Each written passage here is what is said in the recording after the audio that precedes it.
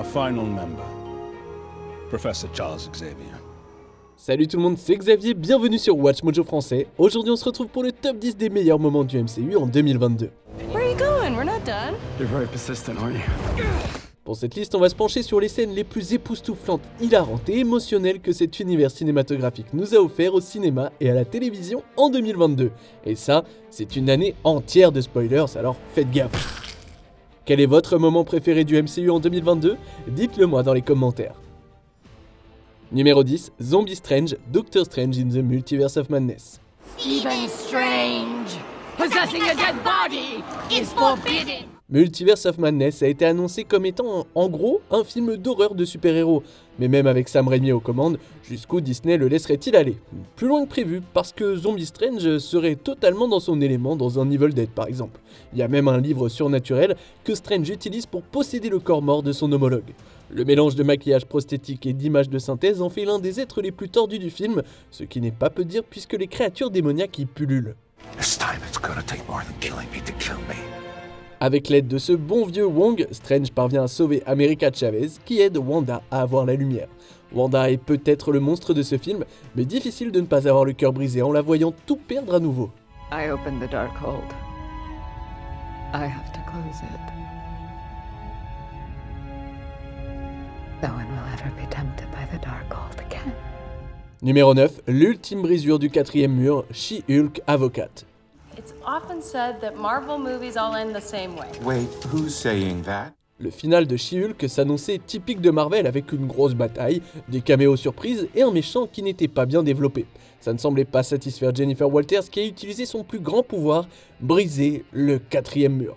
Jen se lance dans l'humour méta, passe à travers le menu Disney+, se faufile dans les plateaux de tournage du studio et confronte Kevin Feige en personne, enfin en quelque sorte. Hello, Jennifer. Kevin? It stands for Knowledge Enhanced Visual Interconnectivity Nexus. Were you expecting a man? Le cerveau du MCU est en fait une IA qui dépend d'un algorithme, ce qui n'est pas si exagéré. Donner à Kevin des lentilles aux couleurs des pierres d'infinité était un bon clin d'œil. En se moquant de la formule Marvel et en soulevant des questions que les fans se posent depuis longtemps, X-Men, quelqu'un, Jen prend le contrôle de son récit de manière outrageuse. Oh, and when are we getting the X-Men? I cannot tell you that. Okay, back to She-Hulk. Numéro 8, Le Royaume des Ombres, Thor, Love and Thunder. You okay? Yeah. I want to kill this guy. So do I. Si 2022 nous a appris quelque chose, c'est que le MCU devrait utiliser le noir et blanc plus souvent. La séquence du Royaume des Ombres, qui immerge nos héros dans un environnement obsédant presque dépourvu de couleurs, est superbe. La couleur est utilisée pour mettre en valeur certains objets et personnages. Ironiquement, Gore, qui est habituellement le plus pâle, est soudainement le personnage qui ressort le plus de la toile de fond sombre. You went to the gods for help and they did nothing. We're alike in that sense. Avec nos héros tombant directement dans les griffes de Gore, la scène déborde d'effroi et d'atmosphère. Bien sûr, il y a aussi de la place pour l'action, avec des bêtes de l'ombre, des duels et des quasi-morts. L'ensemble rappelle un peu Sin City, mais avec une touche mythologique.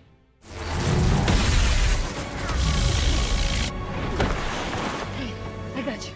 Numéro 7, la bataille à l'école, Miss Marvel. This is the plan. Since Theodisi is already here, we obviously can't outrun them, so we distract and stall for as long as possible until we can get Cameron safe. Miss Marvel se construit naturellement vers un climax d'action. Cependant, étant donné le jeune âge de notre héroïne et de ses alliés, le film prend une tournure à la John Hughes. Si le décor du lycée a des airs de Breakfast Club, les pièces improvisées de la bande nous font penser à Maman j'ai raté l'avion. Aussi amusant et léger que puisse être l'affrontement, il prend une tournure plus sombre lorsque les autorités armées prennent d'assaut l'école. Extincteurs et balles molles ne suffisent plus alors Kamala démontre toute l'étendue de ses pouvoirs de manière spectaculaire.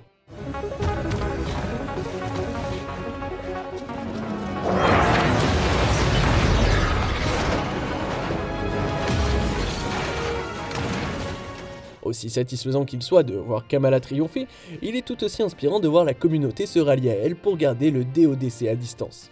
Hey guys, you okay? Yes, Miss Nightlight. No, not that name. Il y a un héros en chacun de nous, sauf pour Diver.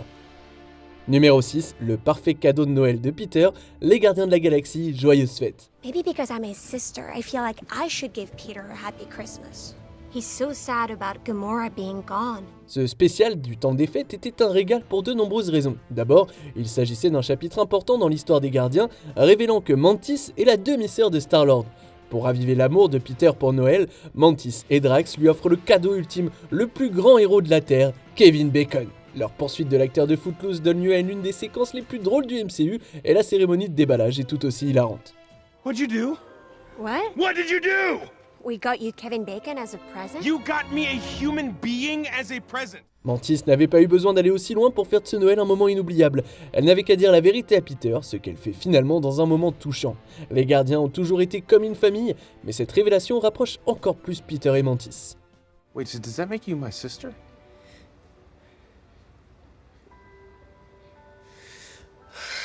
Mantis.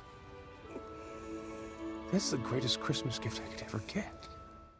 Numéro 5, Shuri contre Namor, Black Panther, Wakanda Forever. There is a new world power at play. Are you an ally or an enemy?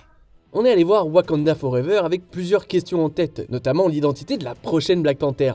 Lorsque Shuri revêt son costume dans le 3e acte, on se demande si elle va suivre les traces honorables de son frère ou la voie de la vengeance, comme son cousin.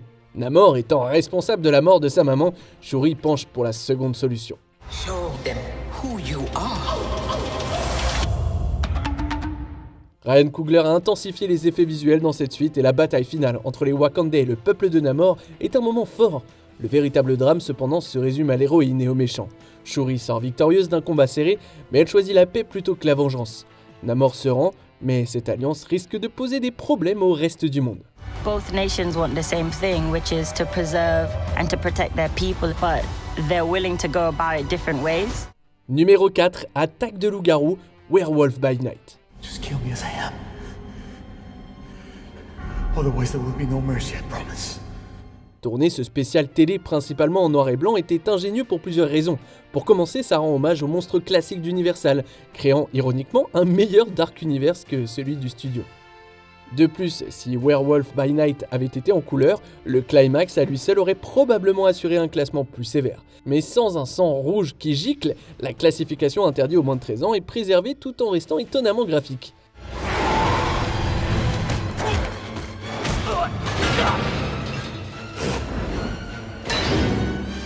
Le spécial ne révèle la forme de loup-garou de Jack Russell qu'à la fin, et il ne déçoit pas, avec une transformation qui fait froid dans le dos.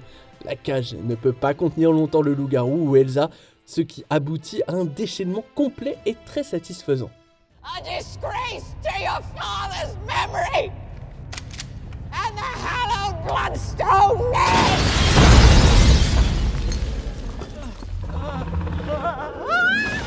Numéro 3, le Shiva de Wendy, Moon Knight. But you've gotten to live thinking that she loved you, that she was kind, that she's still alive. La maladie mentale étant un thème clé, il y a des moments dans Moon Knight où le téléspectateur oublie qu'il regarde une série de super-héros. L'avant-dernier épisode se penche sur l'enfance traumatisante de Mark Spector lorsque son frère Randall est mort. Wendy, la mère de Mark, lui a fait porter le chapeau et leur relation s'est dégradée à partir de là. Mark a donc créé Steven Grant pour faire face à la douleur qu'elle lui infligeait.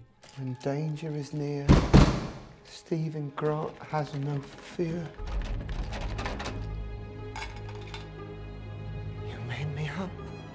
Open the door right now! Lorsque Wendy meurt, des années plus tard, Mark devient plus dépendant que jamais de son alter ego. Au moment de son Shiva, il ne peut se résoudre à s'approcher plus près que de l'autre côté de la rue. En plus de jongler avec plusieurs personnages, cette scène déchirante voit Oscar Isaac faire appel à plusieurs émotions, de la colère au deuil en passant par le déni. C'était fascinant. This was the moment our lives started bleeding into each other. Milwaukee. I couldn't. I couldn't face that again. Numéro 2, Wanda extermine les Illuminati, Doctor Strange in the Multiverse of Madness. Black Bolt could destroy you with one whisper from his mouth. What mouth? Ce film nous présente les Illuminati de la Terre 838, avec notamment le Reed Richards de John Krasinski. Au moment où le public commence à s'attacher au Capitaine Carter, à Flèche Noire et à une autre Maria Rambeau, Wanda les anéantit tous. D'un côté, c'est un peu dommage que ces personnages sympas aient été éliminés si rapidement. Haven't you had enough? I could do this all day. Mais bon, d'un autre côté, il s'agit d'un film d'horreur et pour que la menace soit légitime, il faut qu'il y ait beaucoup de cadavres. C'est une bonne façon d'augmenter les enjeux sans perdre aucun personnage essentiel du MCU. La séquence laisse Sam Raimi se défouler et il nous offre plusieurs morts avec juste assez de gore. Personne n'est à l'abri de Wanda, pas même Patrick Stewart dans le rôle de Charles Xavier. They're not coming back. And you just cast your vote now to kill your friends. On arrive presque à la fin. Nous publions de nouvelles vidéos chaque jour, alors avant de continuer, abonnez-vous et activez la petite cloche et les notifications sur téléphone pour ne rien rater. Numéro 1, le team-up que nous attendions tous, Morbius. But I think a bunch of guys like us should team up, could do some good. Intriguing. Intriguant est une des façons de décrire cette scène, et pour ceux qui attendent avec impatience le film Sinister Six, Morbius n'a pas donné un avant-goût très satisfaisant, alors il est temps d'honorer une légende pour notre vrai numéro 1. Numéro 1, les funérailles de T'Challa, Black Panther, Wakanda Forever. In my culture, death is not the end. It's more of a stepping off point. Comment poursuivre une histoire lorsque l'acteur principal meurt? C'est une question impossible, mais Wakanda Forever a malheureusement dû y répondre. Incapable de guérir son frère, Shuri se rend compte que le roi est mort. Aussi dévastatrices que soient les funérailles de T'Challa, elles sont aussi une célébration de sa vie et un symbole d'unité qui rassemble le Wakanda.